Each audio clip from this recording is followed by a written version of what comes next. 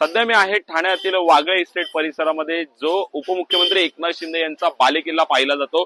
सध्या उपमुख्यमंत्री एकनाथ शिंदे यांच्या बालेकिल्ल्यात एक बॅनर सर्व ठाणेकरांचे लक्ष वेधताना पाहायला मिळतोय। महाराष्ट्रासाठी व मराठी माणसाच्या हितासाठी एकत्र अशा प्रकारचा मजकूर आणि त्यावर बाळासाहेब ठाकरे, राज ठाकरे आणि उद्धव ठाकरे असे हे फोटो सध्या सर्वांचं लक्ष वेधताना पाहिलं। दुसरीकडे आपण पाहिलं तर धर्मवीर आनंद दिघे सुद्धा ह्या बॅनरवर दिसून येताना पाहायला मिळतात। मोठ्या प्रमाणात ह्या बॅनरने सर्व नागरिकांचे, ठाणेकरांचे लक्ष वेधलेले पाहायला मिळते। कुठेतरी ह्या बॅनरमुळे जे आहे मोठ्या प्रमाणात राजकीय वर्तुळात चर्चा सुद्धा रंगू लागलेल्या आहेत। माझ्यासोबत बोलण्यासाठी काही स्थानिक आहेत, आपण त्यांच्याकडनं जाणून घेऊ।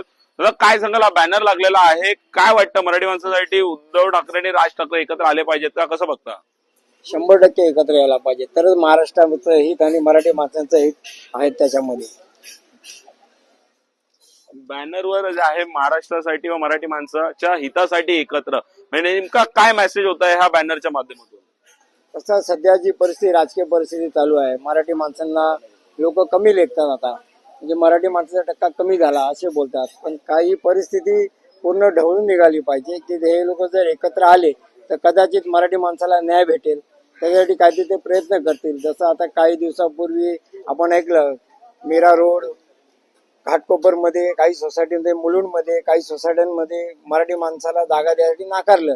तर काही ठिकाणी जे राहतात मराठी माणसं तिथे, त्या लोकांना काही दुसऱ्या भाषिक लोकांनी त्यांना सांगितलं की मच्छी मटण आमच्या इथे खाऊ नये म्हणून। म्हणजे आपण महाराष्ट्रात राहायचं आणि आपल्याला ते लोक सांगणार की इथे खाय प्यायचं काय नाही, म्हणजे आपल्यावर आपण नाही ठरवणार, ते लोक ठरवणार, जे द्विभाषिक आहेत ते लोक, की आपण काय खायचं काय नाही।